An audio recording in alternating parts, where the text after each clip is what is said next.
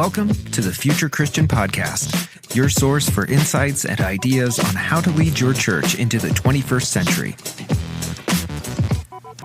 At the Future Christian Podcast, we talk to pastors, authors, and other faith leaders for helpful advice and practical wisdom to help you and your community of faith walk boldly into the future. Now, here's your host, Lauren Richmond Jr. Welcome to the Future Christian Podcast. Today we're welcoming Dr. Scott Thumma to the show. Scott Thumma is professor of Sociology of Religion and director of the Hartford Institute for Religion Research at Hartford International University in Hartford, Connecticut. He has published numerous articles, research reports, and chapters on religious life, in addition to co-authoring 3 books. He has researched and written on megachurches, evangelicalism, gay religious life, congregational studies, and the rise of non-denominational churches along with the changing religious landscape. Scott is the principal investigator for the 5-year Lilly Endowment Grant to study the impact of the pandemic on churches. He co-leads the Faith Communities Today National Research Project and has conducted national studies of megachurches in non-denominational churches. He is also a member of the team that recently conducted the 2020 U.S. Religious Census of U.S. congregations.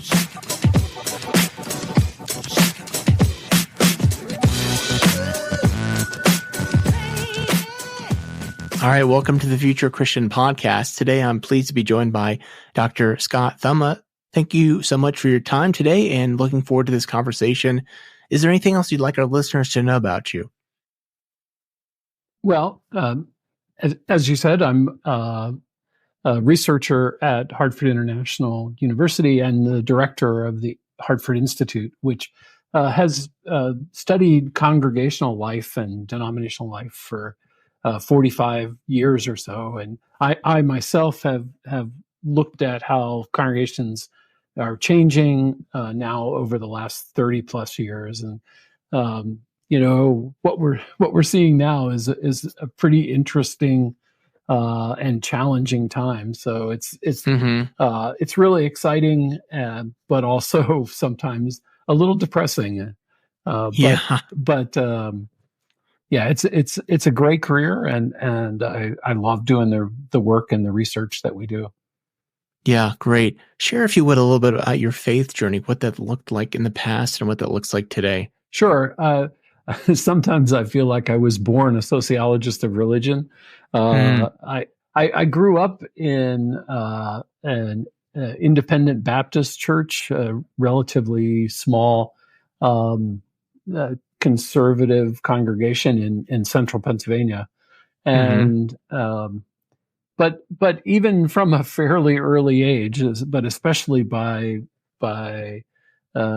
junior high school, I was asking the kinds of questions like, why are we worshiping the way we are, when I see some of my friends or go visit a girlfriend's church or something and they do things differently.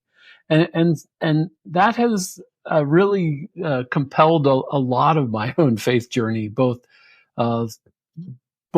personally in my relationship with God, but also in my relationship with congregations and denominations, and so consequently, I have moved from one denomination, one congregation to another throughout the course of my life. Probably belonged to 30 different congregations over time, and maybe a dozen different denominations. I was at a Methodist college, and then went to Candler, which is a Methodist seminary, and so belonged to a Methodist church for a while. I belonged to a Disciples church for a while.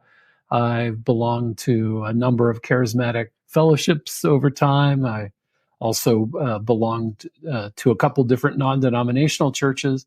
And but I really, in some sense, have never left what I think of as my roots in independent Baptist, which was, what really matters is the congregation you're a part of, more so than a denomination you're a part of. And so that has always sort of guided my direction. once I became a social science researcher of congregational life, that kind of took precedent to my own connection to a congregation, because I find myself in many different congregations throughout the year.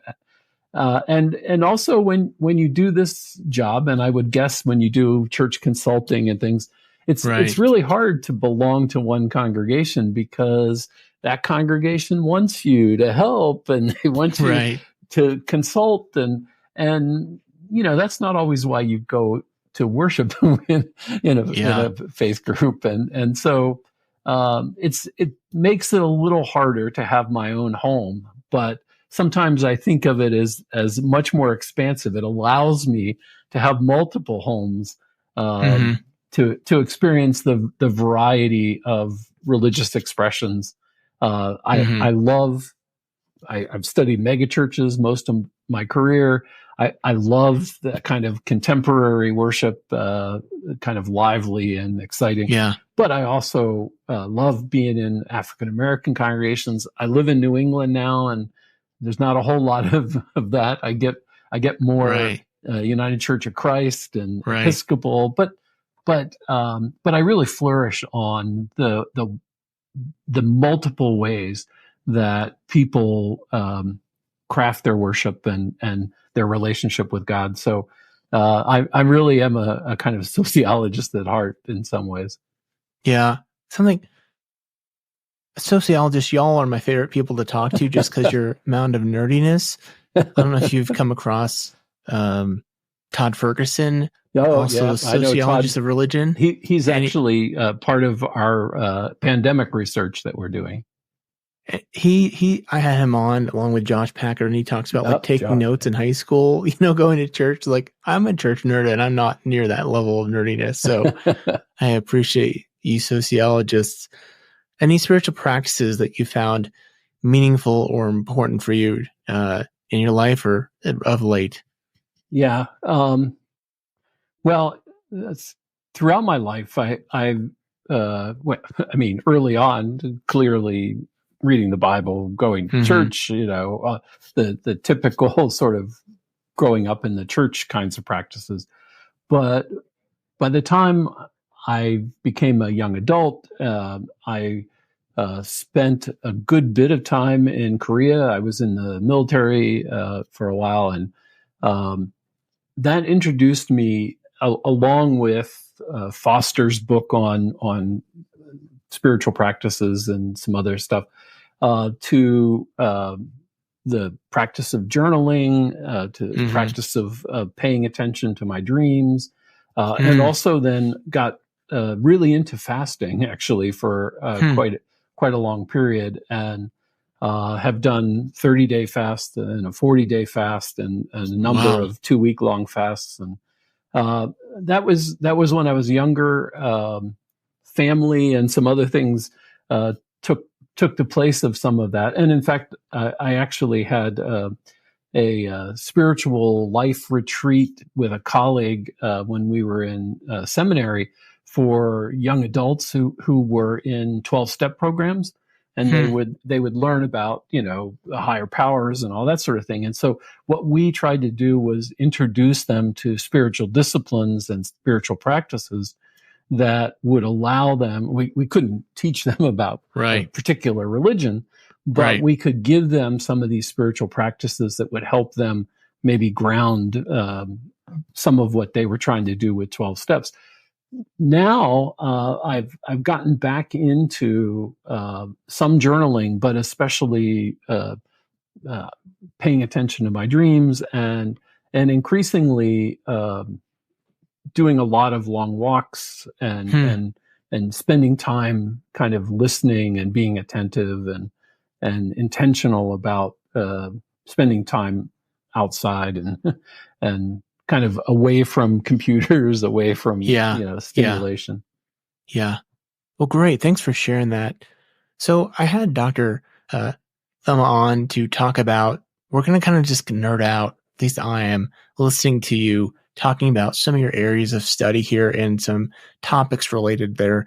So you mentioned megachurches off the top, and that's certainly an area of interest that I have. And I think, let me frame it from this. Like, I just got the mailer, kind of community neighborhood magazine, and on the front cover is the Christmas Eve service for the megachurch here within 5-7 miles from me. And it's the great marketing, they're talking about like win prizes and fun for the whole family. And, I have mixed feelings about this, we'll say. Right. But also I kind of recognize like this is where the world's at. And the question I want to ask kind of on this is, from my perspective, at least in the broader economy, we're really seeing this trend of just like size and growth is everything. Like maybe this will change with like the era of like low interest rates gone, but it seemed like every company was sacrificing even profitability for the sake of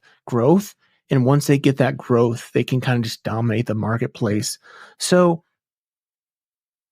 is this megachurch model, is this really just an outgrowth of the modern economy?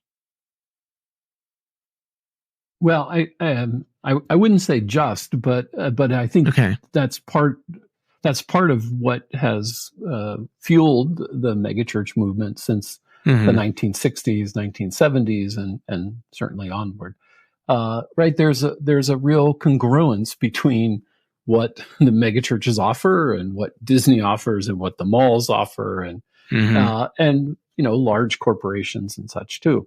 So I think you can't divorce it from the context that it's in, for sure.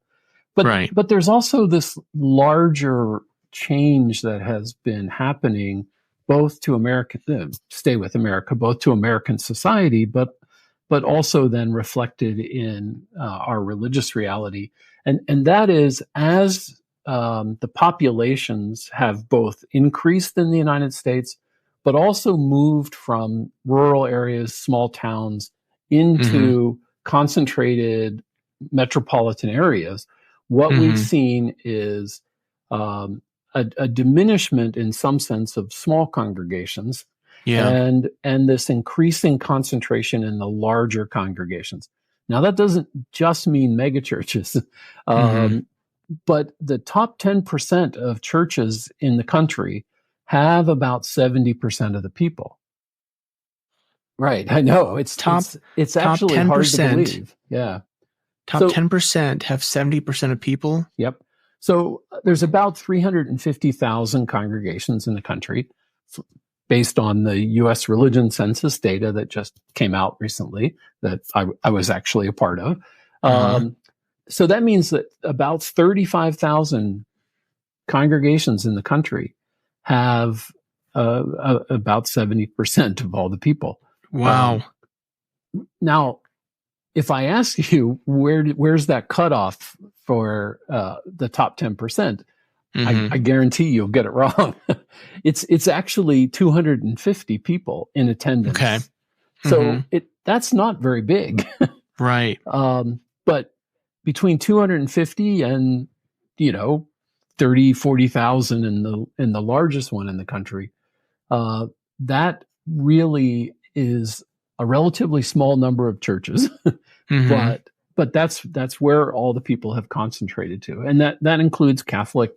That also includes non-Christian, but it really, obviously is dominated by Christian congregations, but that most people don't perceive that. Even though most people are in big churches, and by big I might mean 300, they don't think of that as big, but they also don't realize that about 90% of congregations in the U.S. are significantly smaller.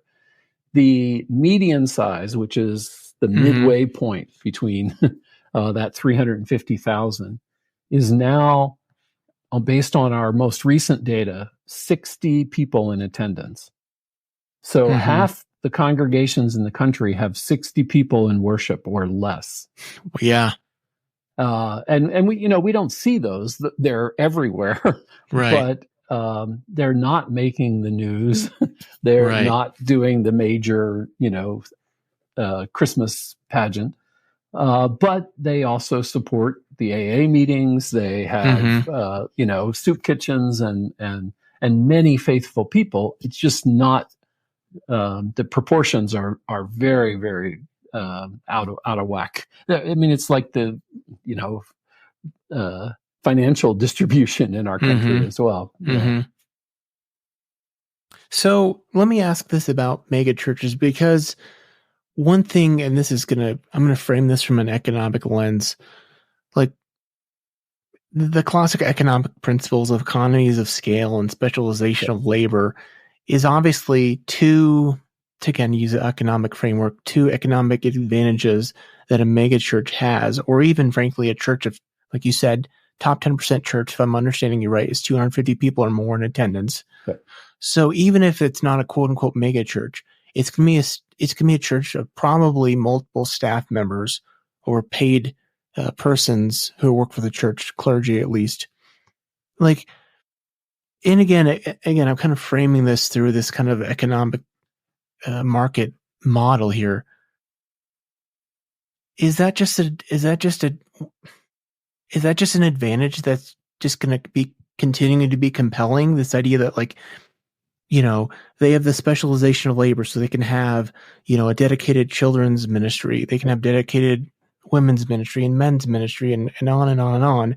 And also, like, because of the economies of scale, like, obviously some mega church Christmas productions like we've seen on social media are out of this world, right. But also because they're putting on 5 services, the economies of scale, again, kind of balance out. So I guess what I'm wondering in this roundabout way, are we just going to keep seeing this? Are we going to keep seeing this dynamic of mega churches becoming like, and smaller churches dying out and mega churches, or not mega churches, but 250 plus churches becoming the norm? Well, I do think that the concentration of people in larger congregations is probably going to continue, because I don't see folks distributing out from urban areas. There was a little bit of that during the pandemic, right?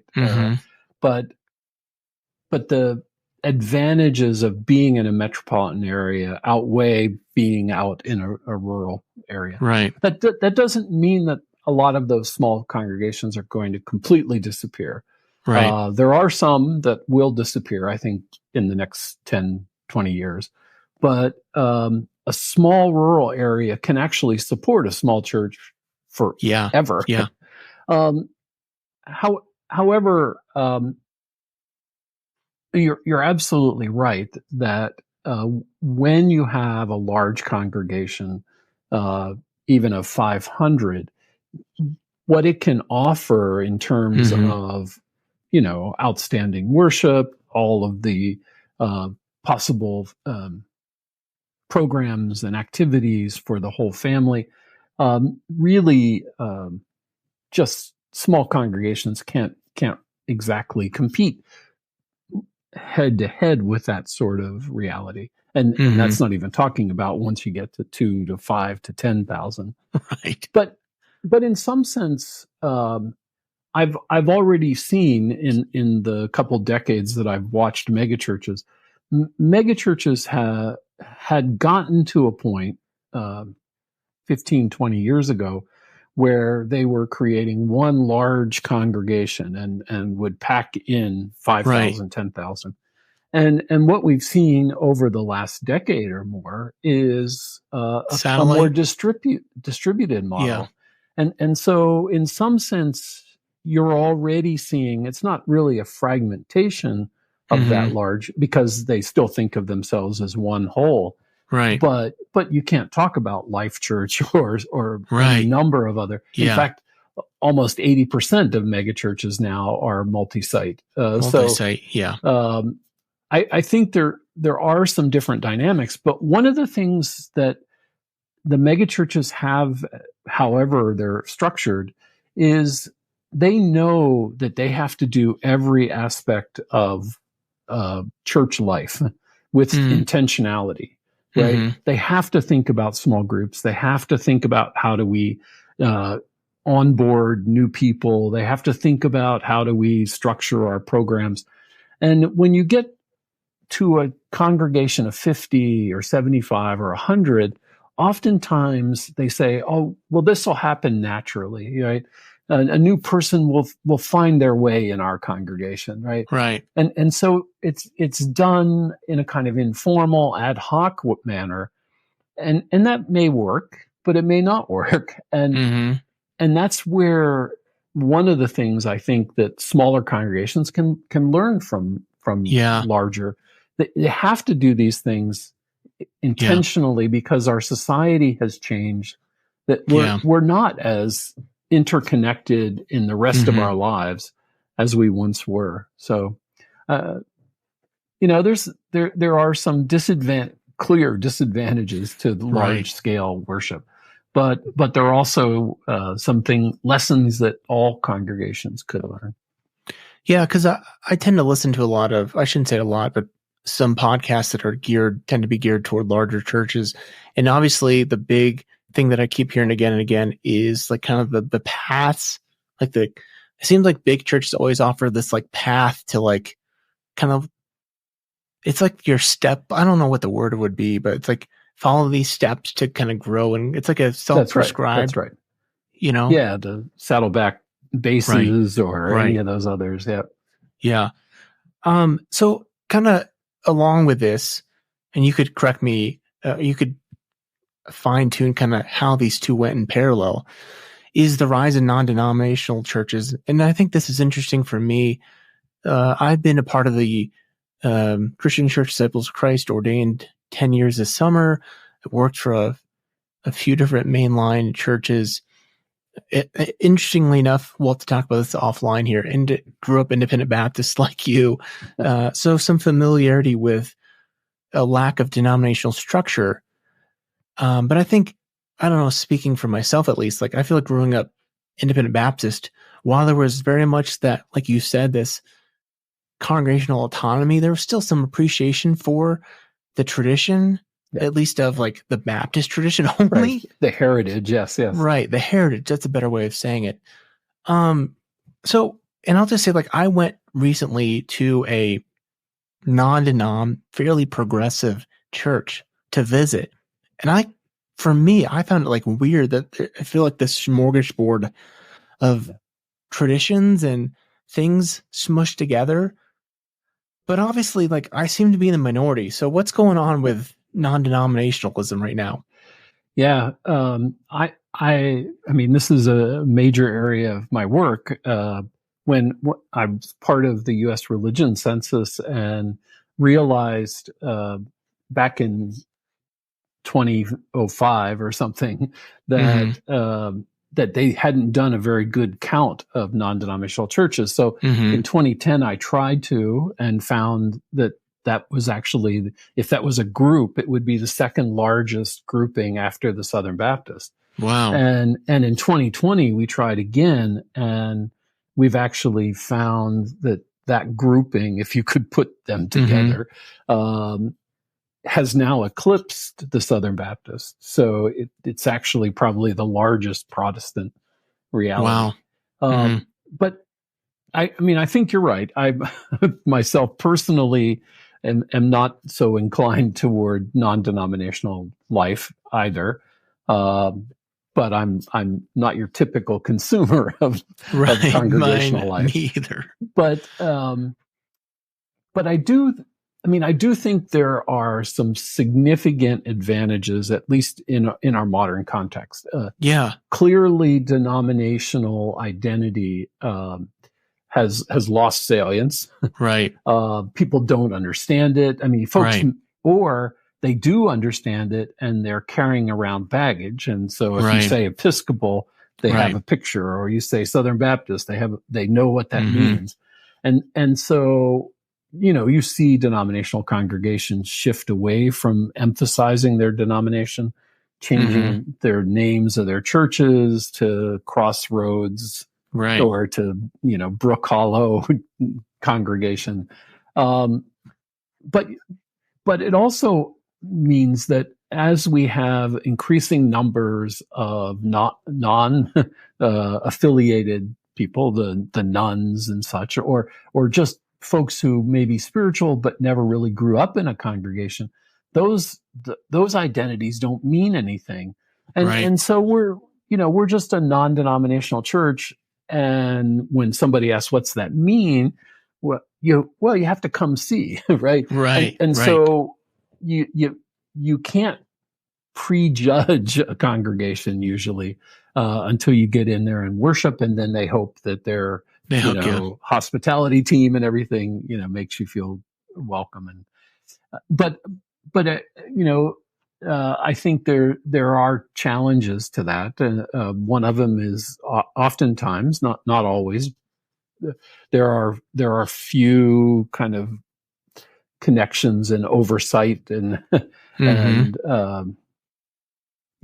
that kind of checks and balances sometimes, and so that's a possibility that might happen. But you also have this, I mean, in some ways, much more generic sense of this is Christianity generally, and usually tending more toward conservative, more evangelical theological understanding, at least based on our surveys of non-denominational churches. Now, obviously, that's not true. There's also progressive ones too, but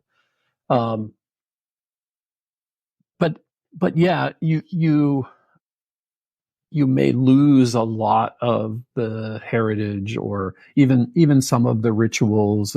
Most non-denominational churches revel in some ways in the fact that they can craft the worship that corresponds to who they are, and but as opposed to, say, maybe an Episcopal church that never can vary from the Book of Common Prayer or something. But it does diminish, I think, the richness of what's possible, unless you have a creative person that's eclectically pulling different kinds of things together. It seems like there are some non-denoms, maybe at least in my neck of the woods, who are starting to pay a little bit more attention to like Advent, Lent. Do you think are you seeing that as well? I am seeing that. I'm seeing that both in non-denominational churches and also in the evangelical denominational congregations as well. And I think some of that is a good pendulum swing back toward a sense of orthodoxy and ritual, and you also see evangelical and other young men joining the Orthodox Church, right? Which is a little mind-boggling, but I understand the appeal. Let me ask. In a society that has no longer a single dominant culture, but many fragmented subcultures, I think it's fascinating to me to be able to see the diversity of religious expressions, because it really is matching some of this subcultural diversity. So let me ask this. It seems like, in my mind, what I've always heard is that non-denoms stereotypically are either really they're Baptist or Pentecostal. Is that, it's a bit broad brush, but is that somewhat fair? Well, at least that's the roots they come from. Does that make sense? I would say some Baptist traditions, but I just tend to usually say they're broadly evangelical. Okay. Or they lean more toward the Spirit, and they're generally Pentecostal. But some of that Pentecostal came out of the charismatic movement in the 70s and 80s, and now doesn't really look like Pentecostalism. It's more kind of a charismatic of sorts. Okay. And increasingly, I think we're seeing, both with some of the fracturing of the mainline denominations, but also just creative younger clergy who are trying to craft a religious spiritual space that appeals to younger generations and doesn't echo their parents' and grandparents' reality, that it's really becoming a pretty creative space, not tied to some of those heritages as it was probably 15, 20 years ago. One tradition that I've been kind of intrigued about from the outside is the Anglican Church. And I don't mean the Anglican Church of Canada, but I mean the Anglicans who kind of split off from the Episcopals. And correct me if I'm wrong here, but it seems like from what I've seen, they've done an interesting, what seems like a good job of balancing rich tradition and ritual with also some modern aesthetics that seems to be compelling to young people. And I'm just curious, A, is that an accurate observation? And B, might they have something to teach or to be a guide to mainline traditions? Yeah. And many of those also tend toward the middle or to the right of the theological spectrum, right? But I think you're right. The Church of the Apostles, I think in Atlanta is certainly, I think that's what the name of that church is, larger, but there's a whole host of them. They do walk a nice line between the ritual of the Episcopal Church, kind of Anglican tradition, and then bringing in some contemporary worship. And you also see it in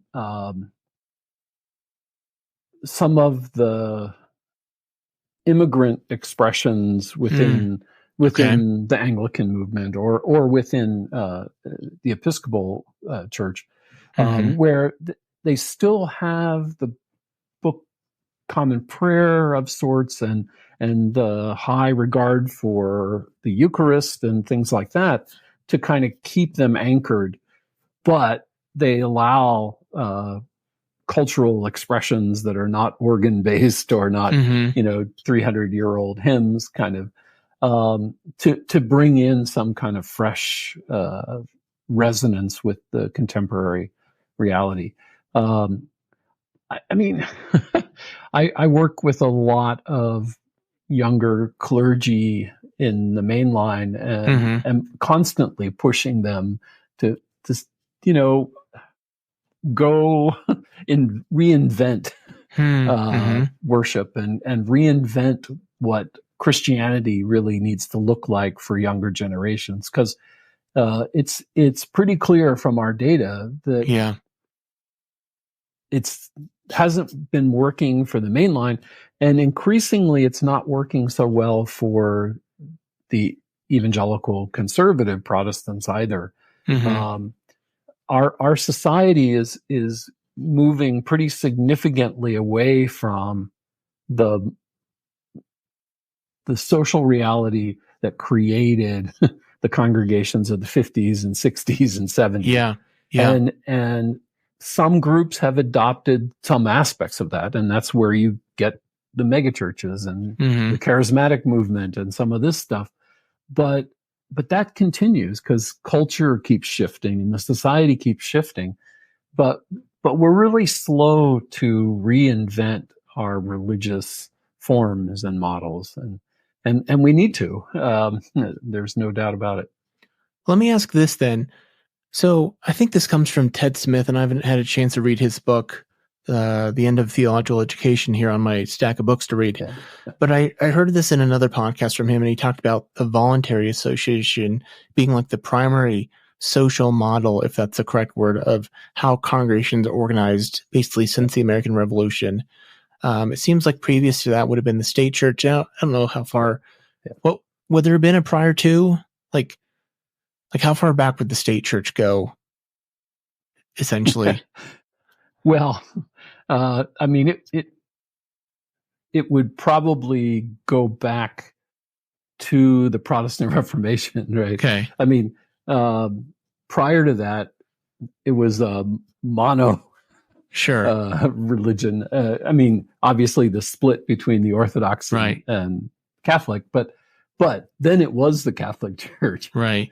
or it was, So Ted Smith, if I'm remembering correctly from this conversation I listened to, made the point that, or at least as I interpreted it, that it's the voluntary association model that seems to be dying, not what we'd theologically call the church. So the question is I'm curious about, like, what is that new model that's going to be like the social cohesion?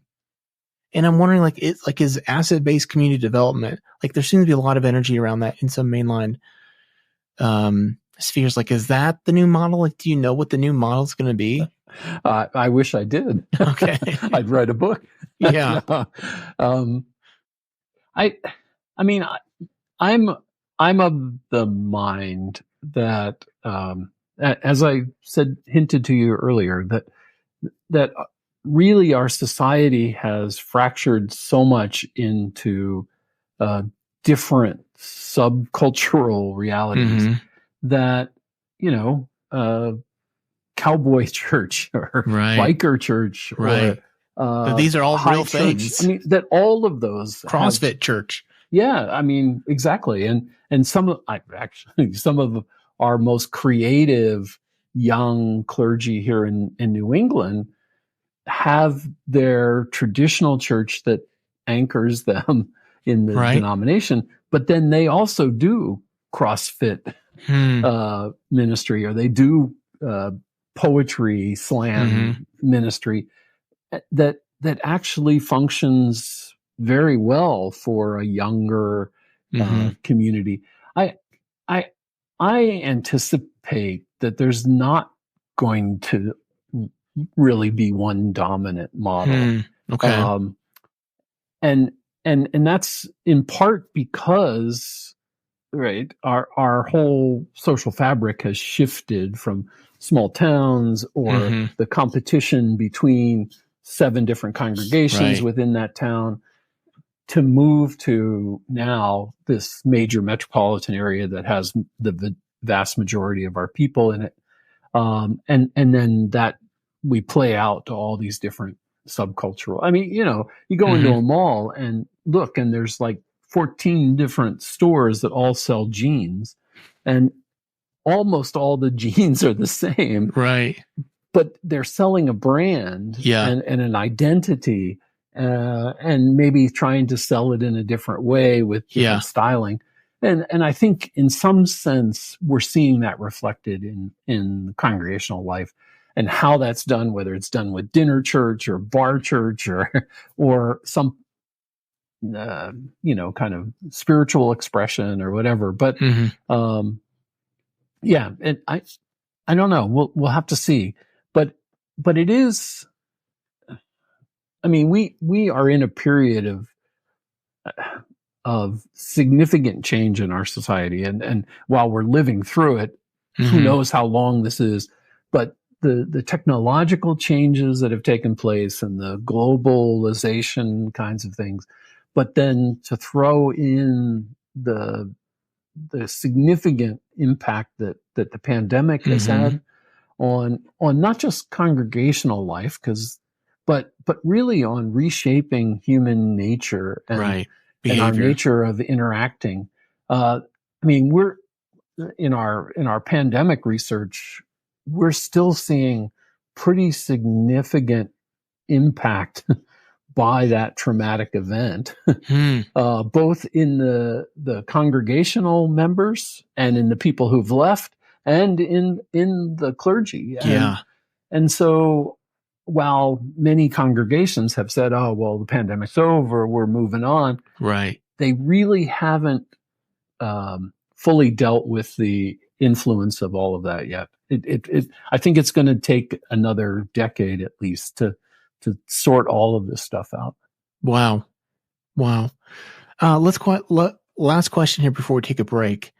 So you mentioned like small towns, 7 churches competing with one another, let's say, for back in the days, right? The bus route. Did your church do that? Right. The bus program? Every Baptist church did. Right, the bus ministry. Moving to cities now where people are driving 30, 40 minutes to go to church because there's a big mega church competing with each other. But really these days, like, it's the internet where churches are competing with each other across the globe, essentially. And maybe not in like in traditional, like, let's get you to come to church, but it's like Elevation and Bethel and these kind of churches producing their worship content that is the new latest hit or song or whatever. Talk about how the internet is really shaping churches and congregational dynamics. Right. Well, and certainly when you talk about Bethel and some others, right, the research that has been out that, a vast number of congregations that are more contemporary that use like the work from 4 or 5 churches, right? I mean, it's as bad as the music scene in contemporary society. I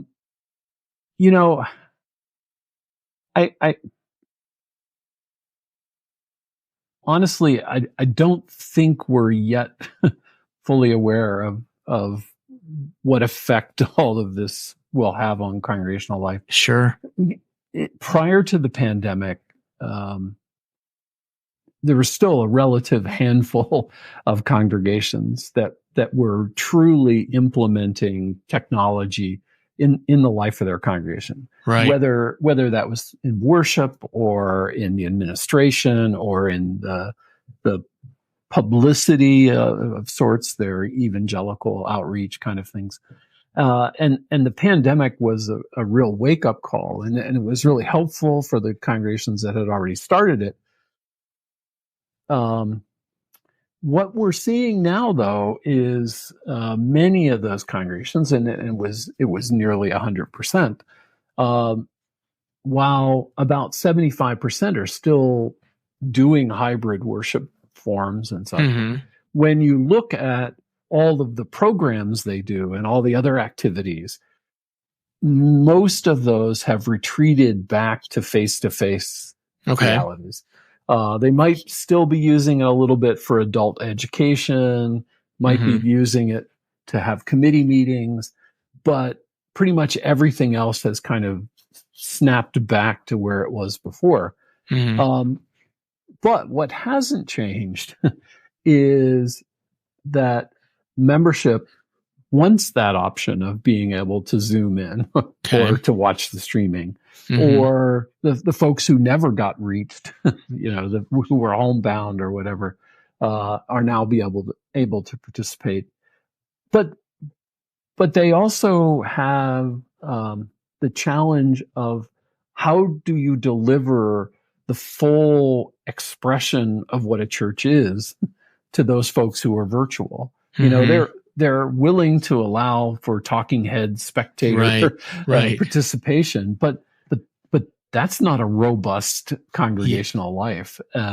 So I think where congregations, and this includes the megachurches as well, our challenge now is how do we deliver all those other aspects of congregational life to a virtual audience so that it's a robust expression of Christianity and community, and not just, I'm watching televangelists, who are less good televangelists. Right. Well, so, it remains to be seen the effect. What one of the other effects, and then I'll stop, is that those religious participants, even the ones that are sitting in your pews, we're pretty sure are also viewing other congregations. They're also participating in others. We have a few studies or a few surveys we've done where we're asking attenders, where else do they worship? Do they have other home churches that they're a part of? Yeah. And what we're seeing is a pretty significant overlap between multiple congregations. And that may have always existed, but we never asked those survey questions, but we are now. Interesting. And I think, that kind of constant sort of shopping around or getting my various needs met in multiple congregations is really the future for sure. Yeah. And we need to take a break here for sake of time. But like, I'm just thinking, this is probably like, I'm probably an example. Like I'll watch a Hillsong YouTube video. I'll listen to somebody else's sermon podcast, right? These are all examples, right? Yep. That's exactly right. Yeah. Well, let's take a quick break here and we'll come back with some closing questions. We're back with Dr. Scott Thumma, and love this conversation here. Wish we had more time.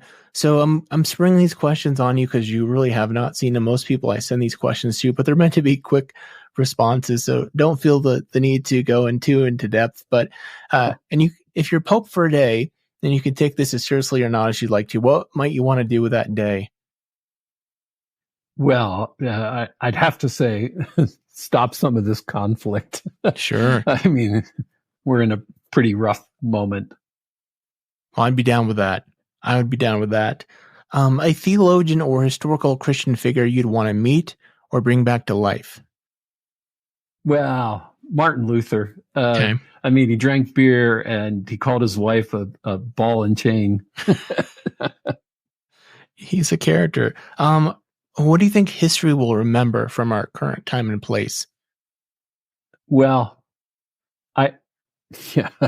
yeesh, I can go so many different directions there. Sure. But, I'm so immersed in doing pandemic research right now that I hope history remembers this as a more interesting time, understanding how congregations adapted to the pandemic than in the 1918 one, because we tried to get some data from that and had nothing. So, but oh goodness, we're in a challenging time for sure.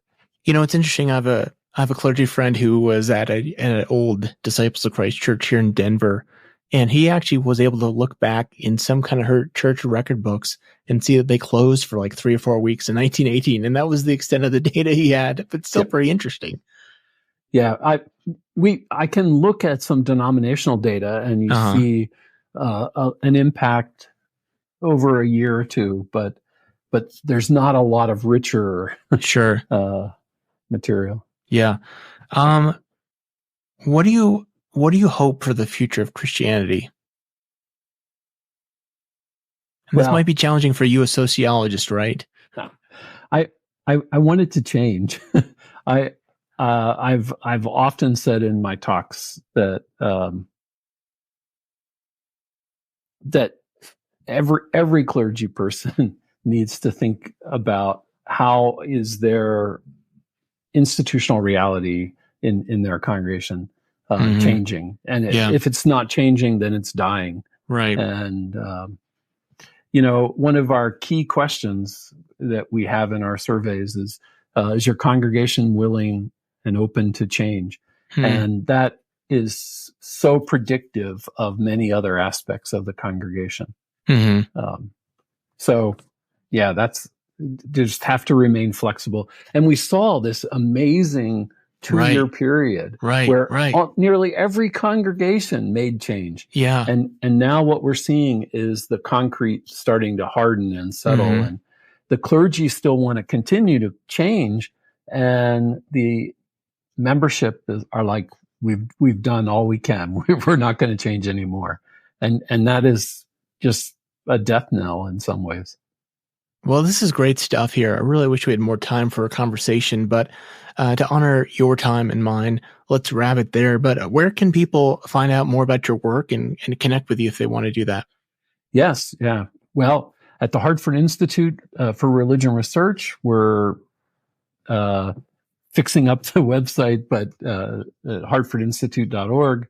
We also have a project called Faith Communities Today, faithcommunitiestoday.org, that has been going on for 20 plus years. And then our pandemic research is covidreligionresearch.org. And we will have in the next week or two a great report on Latino congregations, and then a report that we've just finished doing on clergy health and wellness. That is, sobering, to say the least. I bet. Well, thanks so much for your time. I really appreciate the conversation. I always leave folks with a word of peace, so may God's peace be with you. Well, thank you. And Thanks for the invitation, Lauren. This has been great. Thanks for joining us on the Future Christian Podcast. To learn more about Lauren or the podcast, visit future-christian.com. One more thing before you go. Do us a favor and subscribe to the podcast. And if you're feeling especially generous, leave a review. It really helps us get the word out to more people about the podcast. The Future Christian Podcast is a production of Torn Curtain Arts and Resonate Media. Our episodes were mixed by Danny Burton, and the production support is provided by Paul Romig-Levitt. Thanks, and go in peace.